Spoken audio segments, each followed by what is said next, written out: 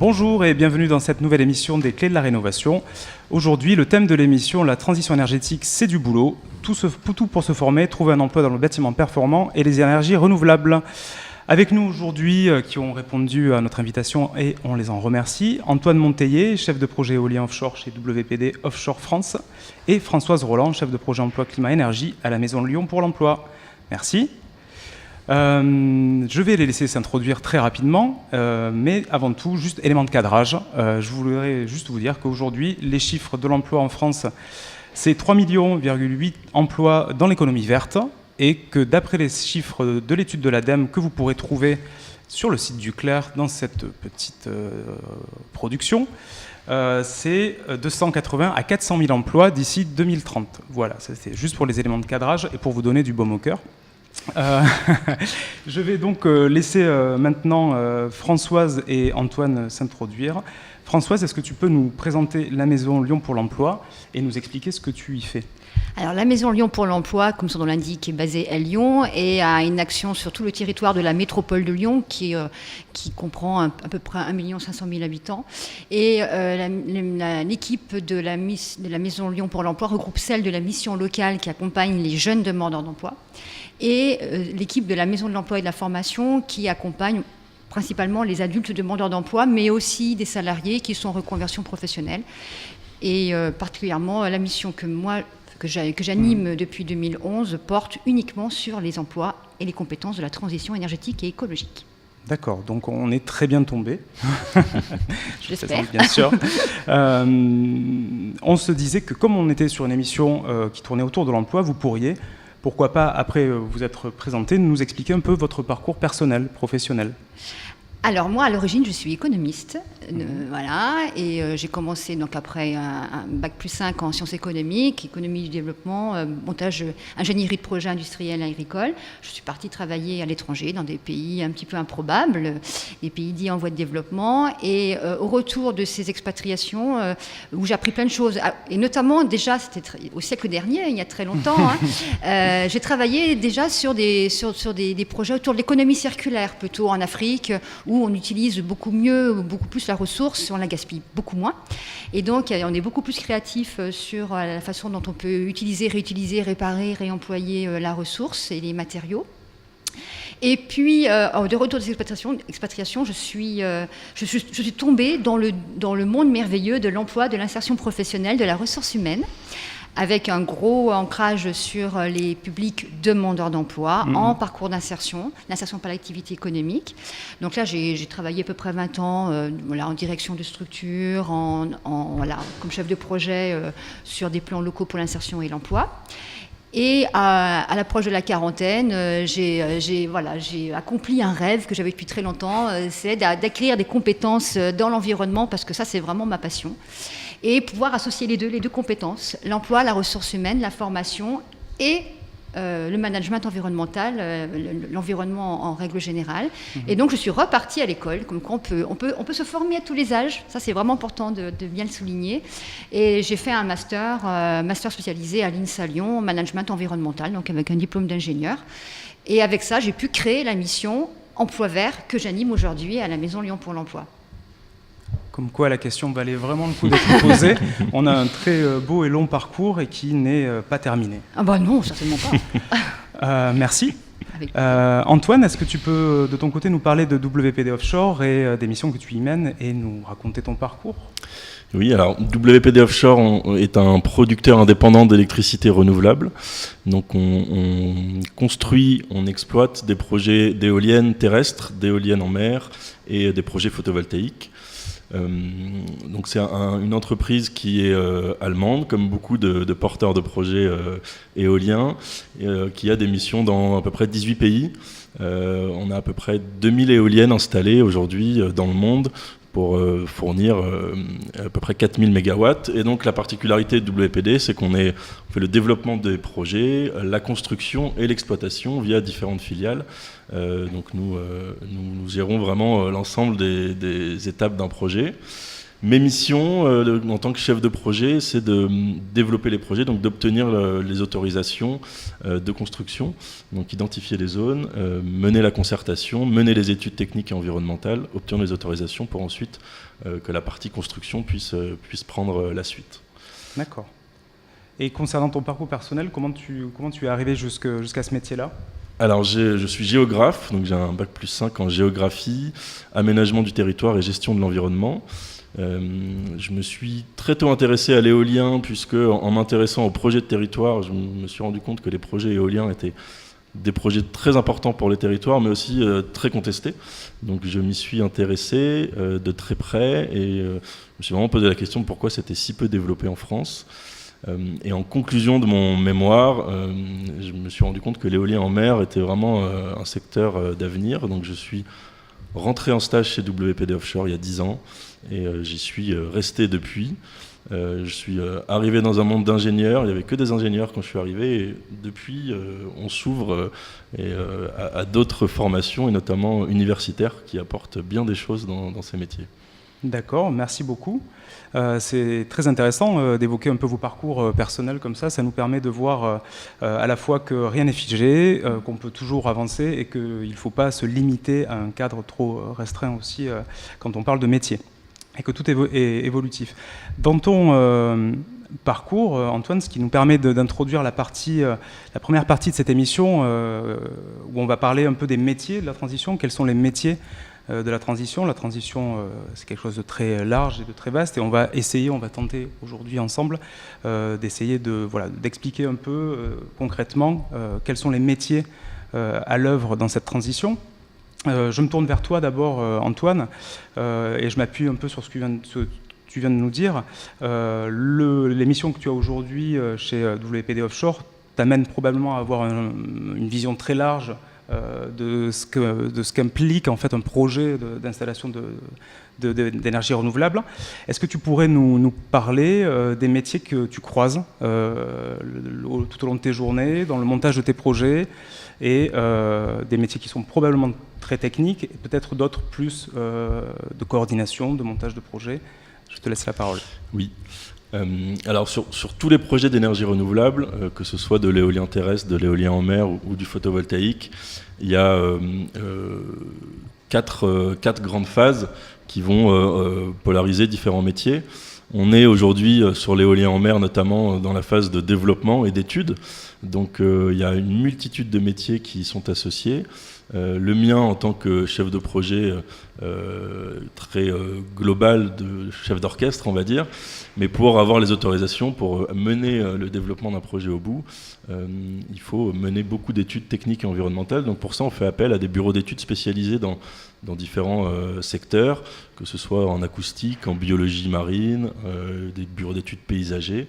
Et ça représente aujourd'hui en France le gisement d'activité le plus important sur les énergies renouvelables, c'est-à-dire comment caractériser un projet, comment caractériser un site techniquement et d'un point de vue environnemental.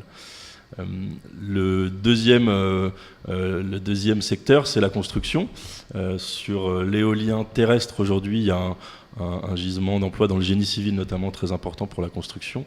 Et dans l'éolien en mer, on a la chance d'avoir des usines de construction d'éoliennes qui s'installent en France et qui vont chacune employer entre 300 et 500 personnes. Alors forcément sur les façades maritimes concernées, donc Atlantique et Normandie, mais la mise en service de ces usines pour fournir les projets français et étrangers vont créer énormément d'opportunités, du bac à bac+2 jusqu'à ingénieur.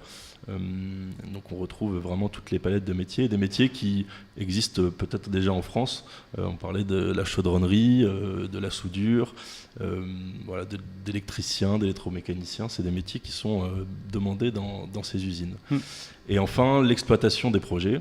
Alors c'est le cas sur l'éolien terrestre et sur le photovoltaïque, ça sera le cas plus tard sur l'éolien en mer. Mais le technicien de maintenance est un pilier du bon fonctionnement de nos projets. Et aujourd'hui, c'est un métier qui est très demandé puisque les projets se multiplient et les demandes du coup en technicien de maintenance sont vraiment très importantes. Merci. Donc on voit bien qu'il y a énormément de domaines qui sont touchés et qui impliquent des compétences particulières et qui évidemment donnent lieu, se répercutent sur des métiers particuliers. Françoise, je me tourne vers toi maintenant. Donc Antoine vient de nous décrire certains métiers, pour certains liés aux techniques, pour d'autres à des conceptions de projets. Quels sont les métiers pour toi aujourd'hui de la transition? Alors pour certains déjà un peu installés, peut-être pour d'autres un peu plus en émergence. Alors, c'est plutôt, j'ai envie de dire, nous, les maisons de l'emploi, on travaille beaucoup sur ces sujets-là, sur l'évolution des compétences, l'évolution des métiers. Surtout, on a commencé dès 2010 à travailler principalement sur les métiers du bâtiment, parce que le bâtiment aujourd'hui connaît de grandes transformations. Aujourd'hui, on construit et on rénove des bâtiments qui doivent être le plus performants en matière énergétique et environnementale. Les réglementations thermiques, 2012 en cours, bâtiments basse consommation d'énergie, la réglementation thermique qui arrive 2020, où là on est sur les bâtiments à énergie positive, où on introduit effectivement des énergies renouvelables, et surtout on consomme beaucoup moins d'énergie, donc ça demande des compétences qui, comme on l'a vu avec Antoine, des compétences qui existent déjà. On aura toujours des maçons, on aura toujours des menuisiers, des couvreurs, des électriciens, des plombiers. Sauf qu'aujourd'hui, ces pratiques, ils ont surtout une évolution dans leur métier en termes de pratique. Bon, bien sûr, il y a des compétences techniques qu'il faut acquérir, la réglementation aussi qu'il faut connaître. Il faut acquérir des compétences sur les matériaux qui changent, les demandes des clients qui évoluent aujourd'hui. Les maîtres d'ouvrage dans le bâtiment vont demander de plus en plus des matériaux biosourcés, des matériaux naturels. Construire un bâtiment en bois et en paille, c'était peut-être de la science-fiction il y a 10 ans, ça l'est plus du tout aujourd'hui. Donc aujourd'hui, les professionnels de ces métiers-là doivent évoluer vers ces compétences-là, les ajouter à celles qu'ils ont déjà. Donc ça, c'est vraiment très important d'avoir ça en tête. Donc là, on parle, excuse-moi de te couper, du coup là on parle d'accompagnement, de conseil.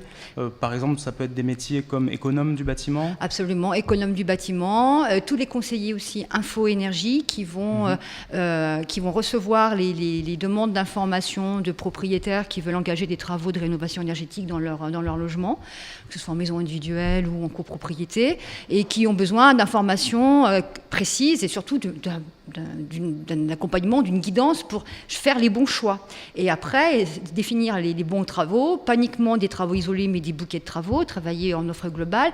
Donc voilà, tout ça, ça veut dire que les professionnels du bâtiment font évoluer leurs compétences techniques, leurs compétences en matière d'accompagnement des clients, et aussi leurs pratiques, c'est-à-dire qu'ils doivent travailler ensemble. Les corps de métier travaillent ensemble. Ce matin, j'étais avec d'autres collègues d'autres maisons de l'emploi sur ma région et on travaille sur un programme qu'on est en train de mettre en œuvre de formation en situation de chantier pour les professionnels du bâtiment. Parce qu'aujourd'hui, l'impératif, c'est de travailler ensemble. Le menuisier, le maçon, si on ne réalise pas un bâtiment qui est étanche à l'air, le bâtiment, il ne sera pas économe, il ne sera pas performant. Et en plus, la réglementation impose que le bâtiment soit étanche à l'air. Donc ça veut dire que l'ensemble des corps de métier travaillent ensemble. C'est effectivement le maçon qui monte le mur, je parle de manière très, très, très, très simple, il monte le mur. Si derrière, c'est toujours l'électricien qu'on incrimine. Si l'électricien il vient percer pour la paroi pour placer sa gaine, bon, il n'y aura plus d'étanchéité à l'air. Donc ça veut dire qu'il faut vraiment se coordonner, il faut se parler. Il y a un gros travail de pratique collaborative. Et les métiers là-dessus changent beaucoup. Ils sont à la fois techniques, les changements, réglementaires, et ils sont beaucoup dans les pratiques. Et c'est très difficile à faire évoluer les pratiques. C'est ce qu'on entend aussi dans ce que dit Antoine. Finalement, il y a beaucoup de métiers qui tournent autour de la coordination, de savoir faire travailler des corps de métiers ensemble et d'arriver à organiser ça au mieux. On va commencer avec une première question de Solinka, des Lilas, tout près d'ici, puisque nous sommes à Montreuil. La question est la suivante. Bonjour à vous tous. Pouvez-vous me dire si le bâtiment marche bien? Dites-moi si c'est une branche qui fonctionne. Merci beaucoup.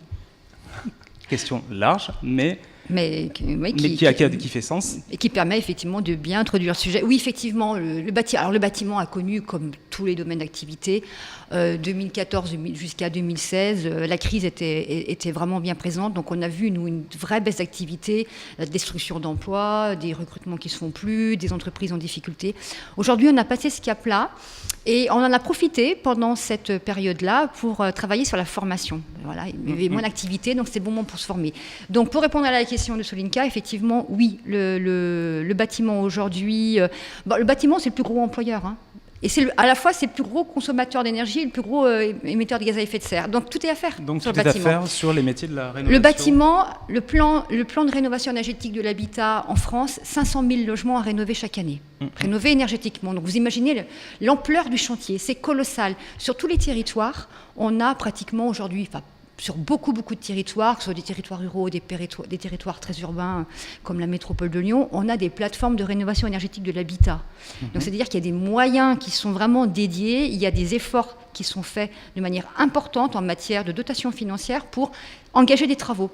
Pour les propriétaires privés, comme vous, comme moi, son logement, mais aussi pour les bailleurs sociaux, les collectivités, l'État qui fait rénover son patrimoine, ses bâtiments. Donc là, du début à la fin, du compagnon jusqu'à l'ingénieur bureau d'études, l'architecte qui va concevoir un bâtiment, que ce soit en construction ou en rénovation, tous les métiers sont impactés. C'est-à-dire qu'il y a à la fois du travail et il y a à la fois des compétences qui évoluent, qu'il faut avoir en tête et sur lesquelles il faut peut-être envisager de se former. Donc on l'aura compris, le bâtiment va mieux, le bâtiment retrouve de l'élan. Mais justement, tout est à faire dans la construction de bâtiments qui vont vers la transition, et notamment au niveau du Conseil. Et qui sont respectueux de la loi, parce que c'est la réglementation thermique 2020. C'est toujours important de le rappeler. Bâtiment énergie positive qui arrive très fort, et donc il faut... Toujours intéressant de le rappeler à point nommé. Cette fois, je me tourne vers Antoine pour une autre question de Sonia, qui habite Montreuil et qui nous demande quels sont les métiers porteurs dans la transition énergétique. Elle pose cette question pour son petit frère, dont on ne connaît pas l'âge, mais qui cherche une orientation et qui aimerait savoir s'il y a des métiers plus ou moins porteurs dans la transition énergétique. Alors il y a des secteurs effectivement qui sont... le secteur de la transition énergétique est porteur, on le voit avec le bâtiment. Ça l'est dans les énergies renouvelables plus particulièrement. J'évoquais l'éolien tout à l'heure. L'éolien terrestre notamment recrute du développement jusqu'à l'exploitation et maintenance, je le disais. Donc les énergies renouvelables, de par les engagements que la France a pris pour atteindre 40% d'énergie renouvelable dans la production d'électricité, forcément il va y avoir une augmentation du nombre de métiers. Et de par mon activité professionnelle, j'ai envie d'ouvrir un peu vers le monde maritime aussi, puisque la France a découvert... assez récemment finalement qu'elle avait un grand territoire maritime, le deuxième territoire maritime du monde, grâce aux Outre-mer notamment. Et on commence à vouloir exploiter l'énergie de la mer.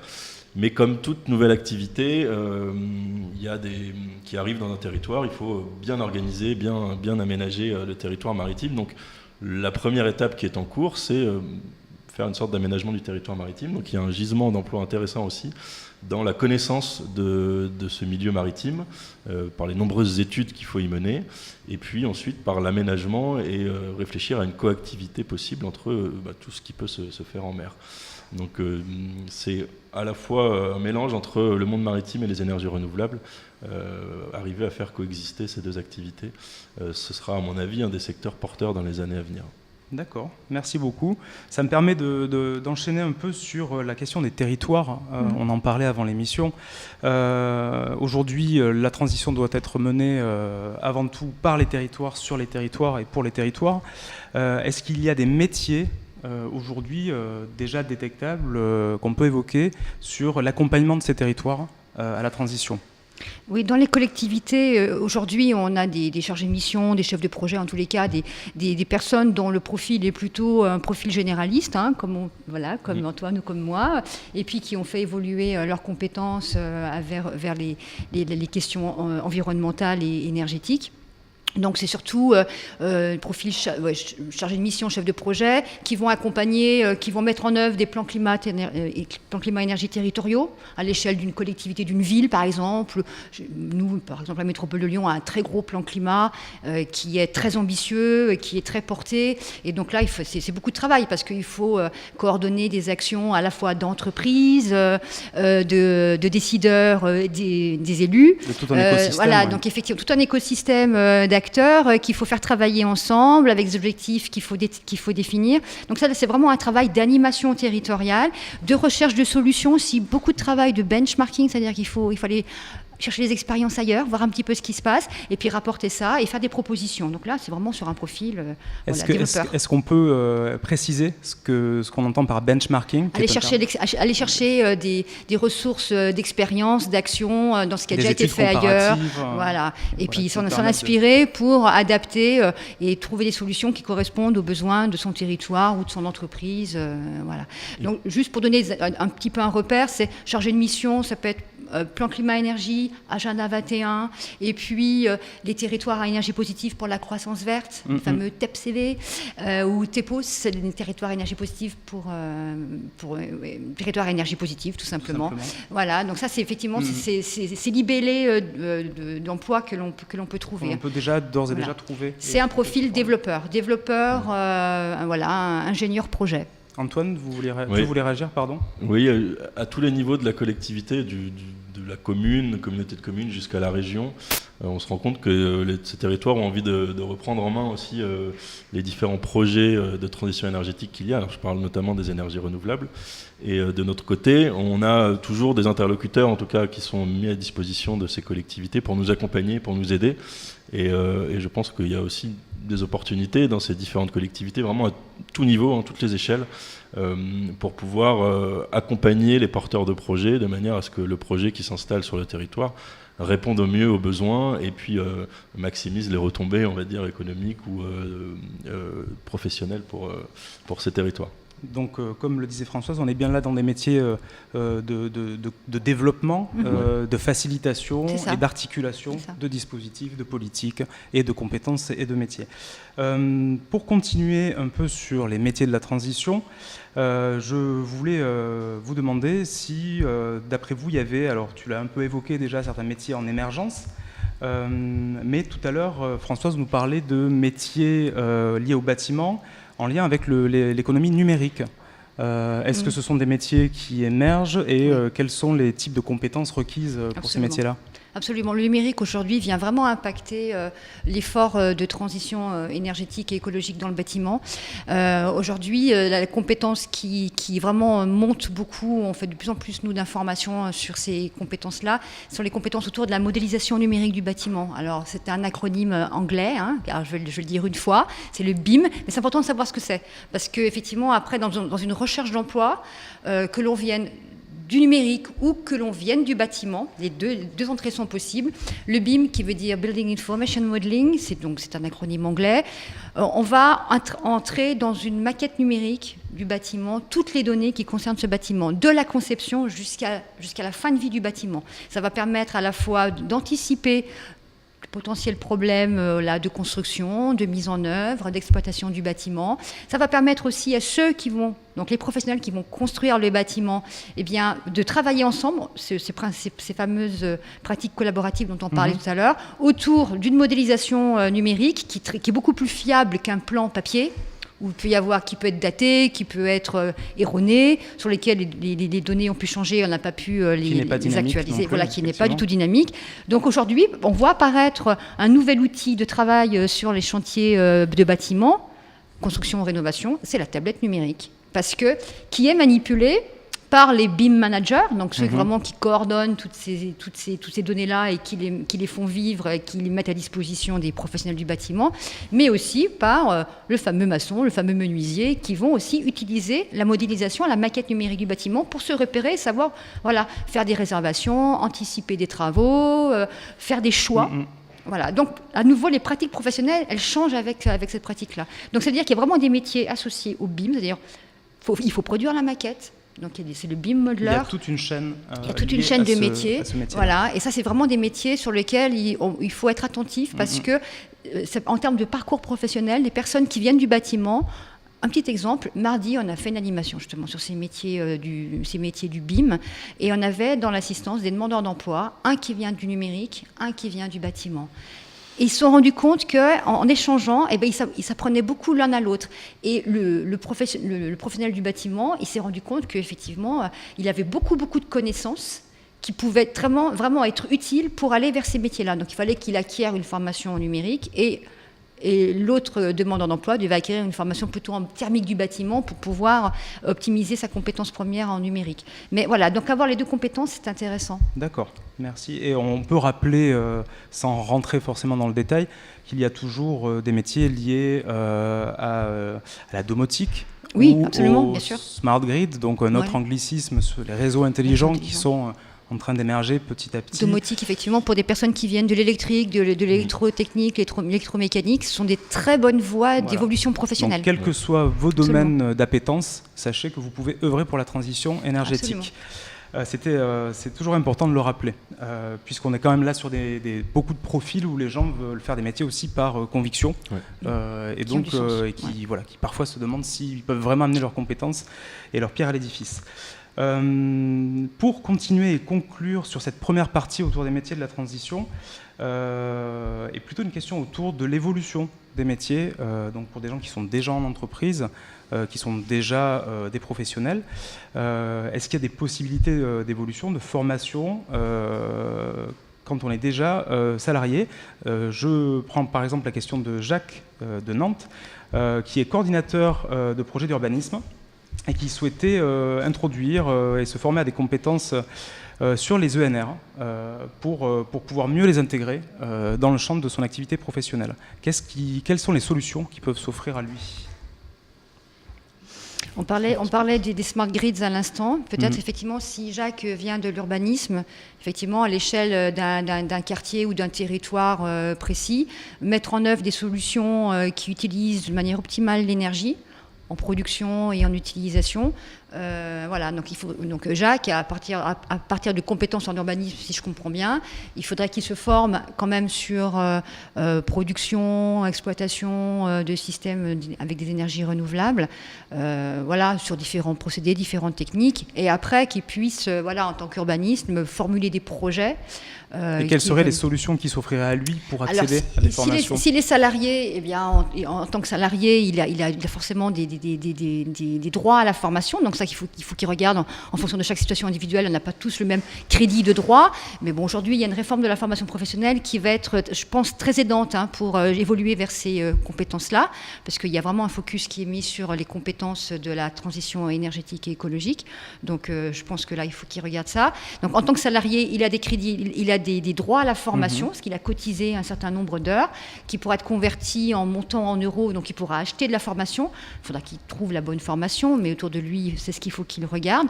S'il est demandeur d'emploi, là, effectivement, il faut qu'il soit accompagné dans sa démarche de recherche de formation adéquate, et puis de montage de dossiers de financement de la formation, avec des aides soit régionales, soit de Pôle emploi. Il y a toute une série d'aides, mais là, il faut qu'il soit accompagné dans ce dédale-là.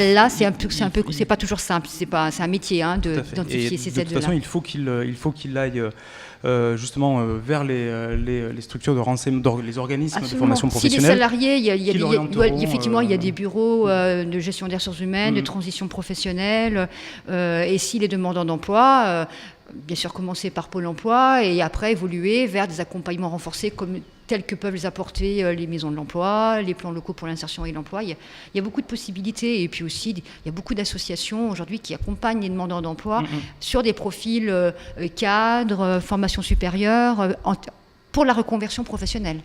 Et il y a aussi des programmes d'accompagnement des entreprises qui souhaitent se diversifier, ou en tout cas diversifier leur activité vers les énergies renouvelables notamment.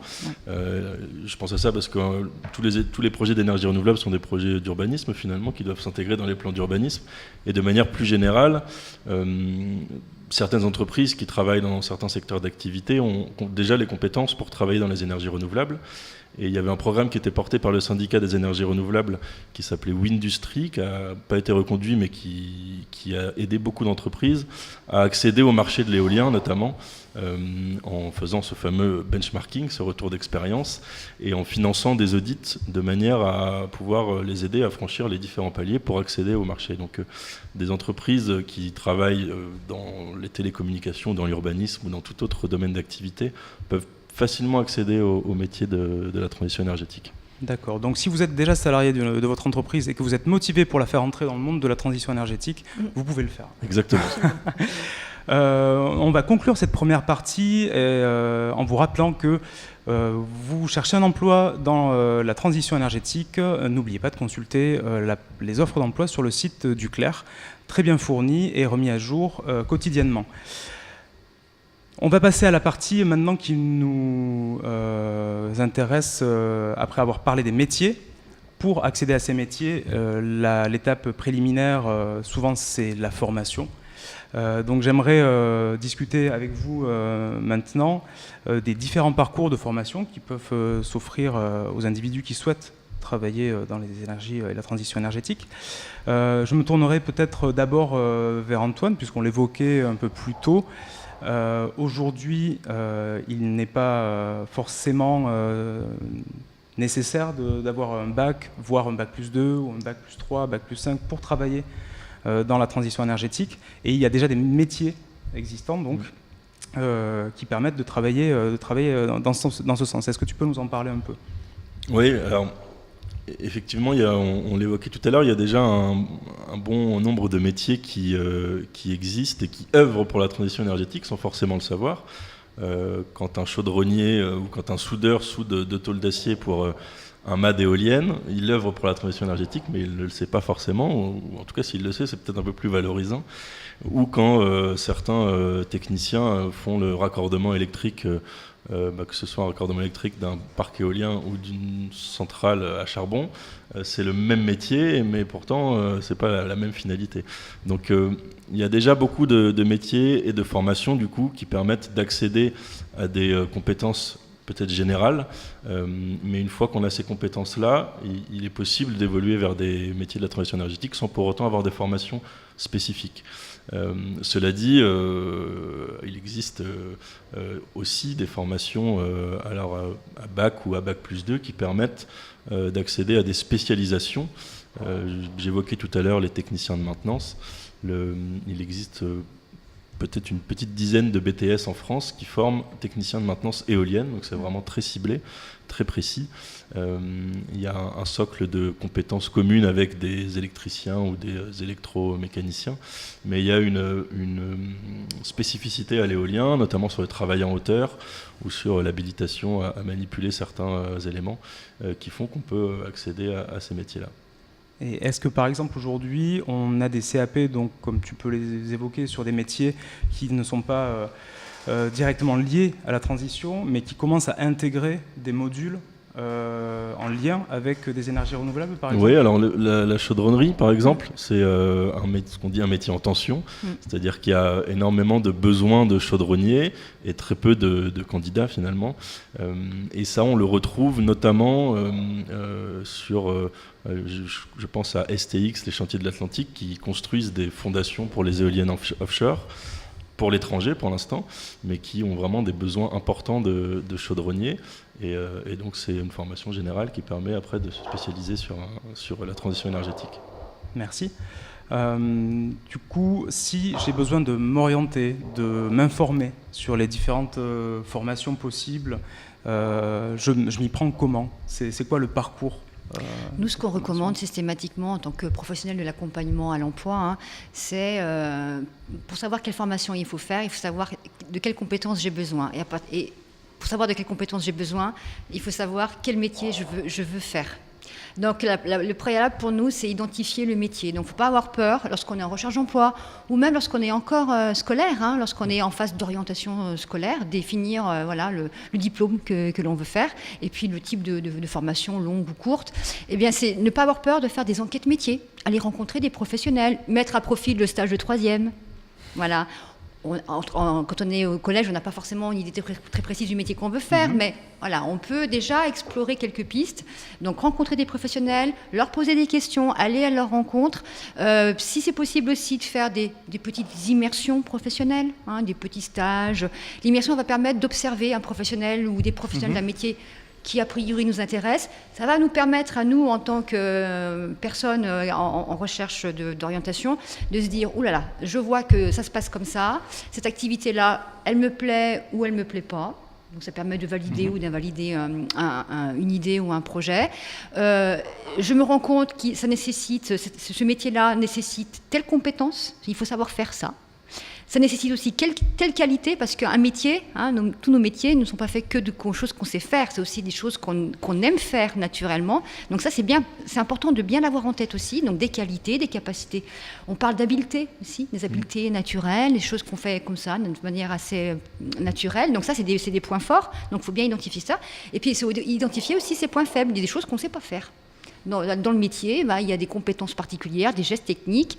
Bon, quand on n'a pas appris, on ne peut pas savoir faire. Donc ça permet de définir, premièrement, est-ce que ce métier m'intéresse ? Oui, non, je m'y oriente pas. Deuxièmement, à partir de ce que j'ai pu comprendre de ces compétences, de ces qualités, quelles sont celles dont je dispose déjà, celles qui me manquent, et à partir de là, on peut aller chercher la formation qui correspond le mieux. Et en fonction de qui on est-ce qu'on va plutôt vers une formation courte, une formation pratique, en alternance, une formation longue, est-ce qu'on va jusqu'à l'école d'ingénieur ? On va rentrer c'est ça qu'il faut on va essayer de détailler un peu ces différentes possibilités. Je vais m'appuyer sur la question de Julien, qui est aujourd'hui en IUT GE2I et qui souhaite devenir ingénieur dans les énergies renouvelables. Alors, ingénieur, ça reste encore assez large comme intitulé ou comme métier, et qui nous demande comment choisir sa future école. Donc, on pourrait lui faire cette réponse, c'est-à-dire finalement il faut penser métier, aller un peu sur le terrain. Des professionnels. Quand tu parles d'enquête entreprise, enquête métier, est-ce que c'est un cadre qui permet d'entrer dans une entreprise parce que je me souviens que lors des stages qu'on a à faire, évidemment le cadre juridique est toujours la chose qui est... Il faut une convention de stage, effectivement, pour des questions d'assurance, donc via son établissement scolaire si on est scolarisé. Si on est un jeune demandeur d'emploi, à ce moment-là, passer par la mission locale de sa ville, de son secteur, de son quartier, qui peut fournir une convention de stage. Ça, c'est très important, parce que ça porte une couverture en termes d'assurance, et puis aussi, ça donne un cadre, effectivement, comme tu l'as dit. Donc ça, effectivement. Et puis après, avoir une méthode. Qu'est-ce que je recherche ? Donc avoir une série de questionnements, savoir à qui on les pose, ces questions, et à quel moment. Ça, c'est bien, quand on est un jeune et qu'on est en recherche d'emploi, se faire accompagner par un conseiller ou une conseillère mission locale, c'est bien, parce qu'on va pouvoir préparer ça, à l'arrivée dans l'entreprise, où on va pouvoir arriver à bon escient, ne pas poser des questions au mauvais moment, peut-être un peu mieux préparé à sa période d'enquête métier et d'immersion professionnelle. D'accord. C'était notamment... je disais, pour répondre à la question de Julien sur sa volonté de devenir ingénieur dans les énergies renouvelables, il y a de plus en plus de formations en plus qui sont spécialisées dans les énergies renouvelables et quasiment autant de formations que de métiers presque. C'est-à-dire que selon son appétence pour soit le design d'une éolienne ou alors la caractérisation d'un site ou alors le développement d'un projet, les écoles ne seront pas les mêmes. Donc comme disait François, c'est très important de savoir avant ce qu'il veut faire, quel veut être son quotidien, et puis ça lui permettra ensuite de choisir sa future école. D'accord, donc on a bien compris l'idée. Rapprochez-vous du terrain, allez voir concrètement quels sont les métiers, introduisez-vous dans les entreprises, sur les territoires aussi, ça peut être dans une collectivité. Absolument. Et ça à tout moment de sa scolarité.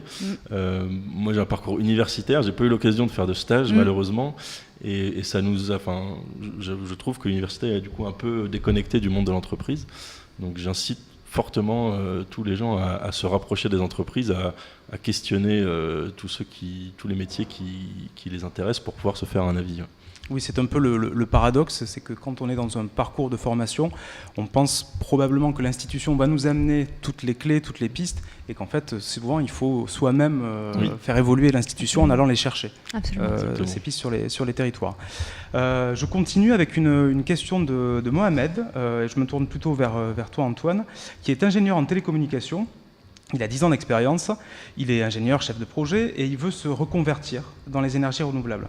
Il veut une formation courte, et il ne sait pas trop comment s'orienter dans son projet. Est-ce que tu aurais un conseil à lui apporter C'est un peu ce que je disais tout à l'heure.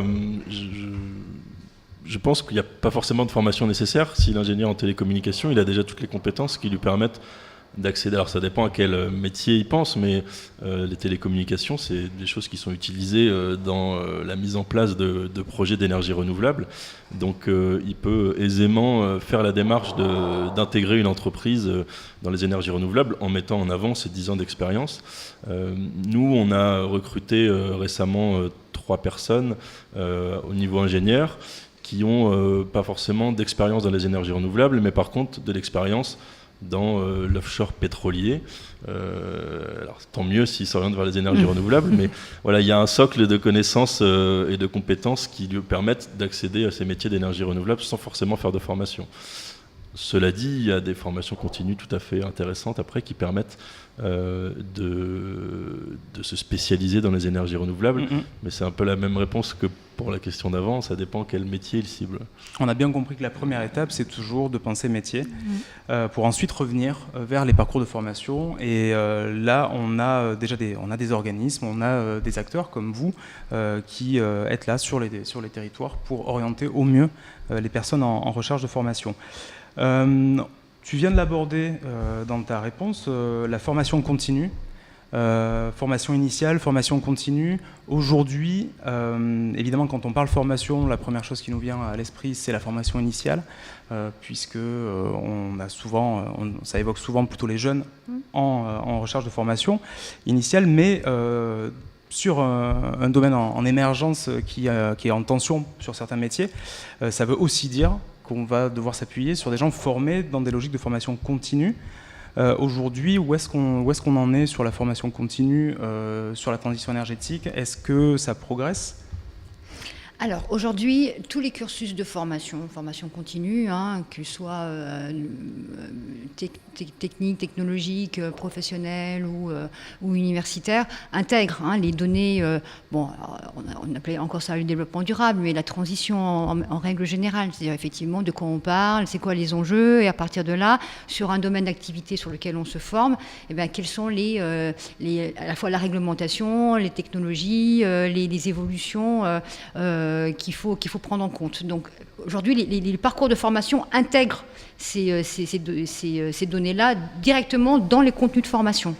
Je parle principalement du bâtiment. Aujourd'hui, c'est inconcevable une formation en bâtiment, quelle que soit, en maçonnerie par exemple, sans parler de la réglementation thermique, des matériaux biosourcés, et puis l'étanchéité à l'air et de tout ce qui va autour, et la ventilation. Voilà.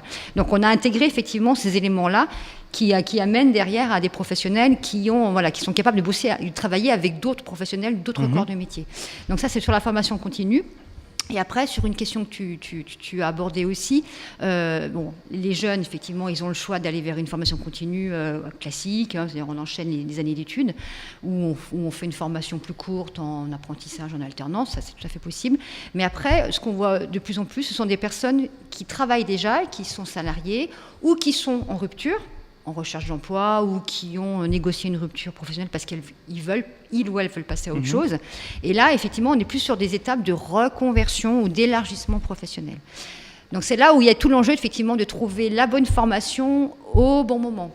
C'est pour ça qu'il faut avoir cet accompagnement, identifier. On revient à ce qu'on disait tout à l'heure, identifier le métier, c'est moins facile, mais en se faisant accompagner, en allant chercher de l'information auprès des maisons de l'emploi, de Pôle emploi, des missions locales. Aujourd'hui, on peut trouver des dispositifs. Aujourd'hui, on a une offre de formation qui s'étoffe en matière effectivement technique sur les compétences de la transition énergétique, ce qui n'était pas forcément le cas il y a 5 ou 6 ans en arrière. Aujourd'hui, on a quand même beaucoup plus d'offres de formation. Il faut aller trouver la formation qui correspond le mieux à ce qu'on a envie de faire. Et puis, comme on disait aussi précédemment, c'est identifier les moyens, parce qu'il faut financer la formation. C'est ça. Donc il existe des aides à la formation, donc il faut les identifier, et si effectivement on a du mal à se repérer dans ce dédale d'informations et de dispositifs de financement de la formation, se faire accompagner le plus possible par des associations, des cabinets conseils, des structures de collectivités comme des maisons de l'emploi, des PLI, des missions locales, donc c'est le métier. Donc on aura bien compris que les organismes d'information, d'accueil sont là, et d'orientation sont là sur vos territoires, donc il faut aller pousser la porte des maisons de l'emploi, et ils sont là pour vous accueillir et vous orienter. Une question de Justine qui nous vient de Rouen. Justine qui a 41 ans et qui a envie de se recycler dans le bâtiment parce que ça lui plaît, mais elle ne veut pas retourner à l'école. Est-ce qu'il y a des dispositifs, est-ce qu'il y a des moyens de commencer à mettre la main à la pâte ? Elle ne retournera pas forcément à l'école, mais il faudra quand même qu'elle apprenne des choses. Donc, il faudra qu'elle passe... l'idéal pour Justine, ce serait qu'elle puisse faire une formation directement sur chantier ou en situation de travail. Comment on s'y prend dans ce cas-là ? Il y en a très peu. Ce n'est pas encore un modèle pédagogique qui est très répandu. Ça existe aujourd'hui. Il y a des organismes de formation qui vraiment travaillent sur cette dimension vraiment de formation pratique. Voilà un exemple, nous sur notre territoire régional, on a des organismes de formation qui ont vraiment fait ce choix-là et 80% de la formation se fait en situation de chantier, c'est-à-dire qu'on apprend en faisant. Mais il y a forcément une part de formation théorique, parce qu'il y a forcément des choses qu'il faut apprendre. Il faut apprendre à reconnaître les matériaux, il faut apprendre l'inertie du bâtiment, il faut faire quand même quelques petits calculs. Si Justine veut aller travailler dans les métiers du bâtiment, voilà, il faudra quand même passer par un petit peu de formation, papier, crayon, voilà, sur table. Peut-être que ce qu'on peut dire à Justine, c'est que finalement l'alternance ou l'apprentissage serait une solution pour elle. Oui. Et aujourd'hui, il y a une offre de formation qui existe là-dessus. Alors, et c'est toujours le même principe, repérer la formation qui correspond à ce que l'on a envie de faire, ce que l'on sent capable de faire. La formation, c'est un effort. Donc il faut aussi se préparer à ça, à nouveau se faire accompagner. Les organismes d'accompagnement, ils sont là pour ça. Parce que la formation, c'est un processus de changement. Donc ça amène plein de questions, parfois on peut être découragé, donc il faut bien se faire accompagner. Que ce soit une formation courte, une formation longue, une formation pratique, une formation plus théorique, on va changer de métier, on va changer de façon de travailler, donc il faut se faire accompagner le plus possible. Voilà, mais... Voilà, il existe des possibilités aujourd'hui, il faut prendre le temps de chercher. Pour des personnes qui souhaiteraient s'orienter vers des métiers ou des domaines d'activité qui seraient porteurs de possibilités, de perspectives de travail à l'étranger, ou d'expatriation, on en parlait tout à l'heure justement dans ton parcours professionnel, Françoise, où tu disais expatrié. Aujourd'hui, est-ce que c'est porteur, les métiers de la transition énergétique ? Et notamment c'est porteur, et d'autant plus que sur le cas des énergies marines, on n'a encore aucune installation en France. Donc aujourd'hui, les constructions et l'exploitation de ces projets-là se fait à l'étranger. Donc oui, il y a des perspectives d'expatriation très importantes sur tous les secteurs du développement jusqu'à la maintenance, en passant par la construction, que ce soit sur l'éolien, le photovoltaïque ou l'éolien en mer. Alors, si on prend le cas de l'éolien et du photovoltaïque, c'est des activités qui sont déjà très bien implantées en France, mais beaucoup de pays étrangers ont plus de retard que nous, c'est possible.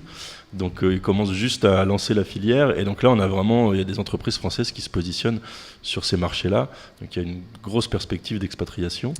Et sur l'éolien offshore, c'est plutôt l'inverse, on va se former un peu à l'étranger, et puis quand il faudra construire les parcs en France, on reviendra mettre à profit cette expérience-là. D'accord, donc on a bien compris que selon les métiers, selon les domaines, on pouvait se former ici, travailler là-bas, ou aller se former là-bas ailleurs et revenir travailler ici. Exactement. Très éclairant. Pour continuer avec la formation, tout à l'heure on parlait de ces modèles de formation qu'on voit de plus en plus sur la toile, qu'on appelle les MOOC, les Massive Online Open Courses. Donc en français on appelle ça les flottes parfois. Formation en ligne ouverte à tous. Est-ce que ça c'est une bonne manière de se former ? C'est un complément de formation. Je crois qu'on peut dire ça, effectivement. Avec un MOOC, on ne va pas avoir un diplôme. Donc on ne sera pas qualifié. Ça, c'est important. Et c'est important de le dire. C'est voilà.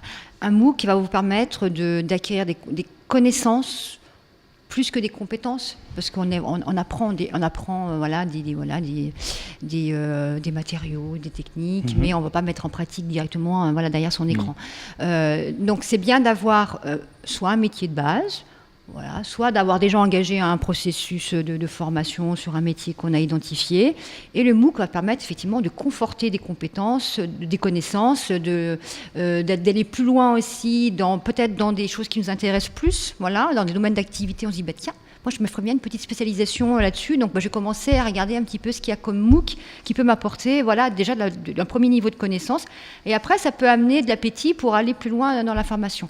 Mais le MOOC en soi-même, c'est un outil de formation, c'est un moyen parmi d'autres, de mon point de vue. Puis ça peut permettre de se familiariser avec un métier pour savoir si c'est vraiment ce qu'on veut faire ou pas. C'est peut-être une première étape dans la découverte d'un métier. Donc ça peut être une première étape de sensibilisation. Ensuite, on va voir le métier, Voilà. on s'y intéresse Voilà. vraiment et on va chercher à s'orienter sur Parfait. des parcours de formation. Donc là, le parcours et la boucle est bouclée. Ça me permet de vous rappeler que le MOOC de l'ASDER sur la rénovation performante et la 3e session va être lancée le 1er septembre, au premier trimestre 2019 et qu'elle est ouverte à tous et à toutes. C'est une section de MOOC qui s'intègre à un MOOC bien plus large qui contient 17 modules de formation autour du bâtiment durable. Donc une bonne manière de se sensibiliser à tous ces métiers et de voir si ça nous intéresserait, pourquoi pas, de se former, de travailler là-dedans. L'ASDER, je le rappelle, Association Savoyarde pour le développement des ENR, puisqu'on s'était dit que chaque acronyme devait être explicité. On arrive progressivement vers la fin de notre émission. L'occasion pour moi de rappeler que si vous vous intéressez au parcours de formation, vous pouvez aller sur le site du CLER et vous renseigner sur les annuaires de formation de Formater. C'est un réseau d'organismes de formation qui comprend 30 structures et dans tous les domaines de la transition. Vous pouvez aussi trouver de la documentation, pareil, sur le site du CLER, notamment sur ce numéro-là, de CLER Info, le défi de l'emploi. Vous pouvez aussi aller sur la Transitionthèque du CLER. J'ai mon petit papier ici, en couleur, qui devrait bien ressortir à l'écran. N'hésitez pas à pianoter, à clavioter sur votre ordinateur pour aller trouver ces informations. Et un guide tout à fait bien fait, édité par Observer, sur les métiers et les formations de la transition énergétique. C'est un peu une bible qui référence beaucoup de formations. Pour conclure, on peut aussi vous dire que sur le site du CLER, vous pouvez aussi trouver toute une base documentaire entretenue, augmentée quotidiennement et sur lequel vous trouverez des ouvrages de référence qui peuvent vous permettre de vous acculturer à la transition et au métier de la transition. Voilà. L'occasion pour moi de vous dire que la prochaine édition de l'émission les clés de la rénovation portera sur économiser l'énergie, un vrai défi. Elle aura lieu en septembre, donc pas d'émission en août. Vous pouvez dès à présent poser vos questions sur le site clésdelarénov.org. Je remercie encore une fois Françoise et Antoine d'être venus jusqu'à nous et d'avoir répondu à toutes nos questions et de nous avoir donné toutes ces informations. Donc la prochaine émission en septembre 2018. Et nous remercions tous nos partenaires, bien sûr, l'ADEME, le magazine La Maison écologique et Action Environnement. Et nous vous rappelons, comme ce petit message va s'afficher sur votre écran, que pour tous les conseils gratuits, neutres et indépendants, vous pouvez joindre vos espaces Info Énergie au 0808 800 700 ou sur internet rénovation-info-service.gouv.fr. Merci beaucoup. Merci. Merci.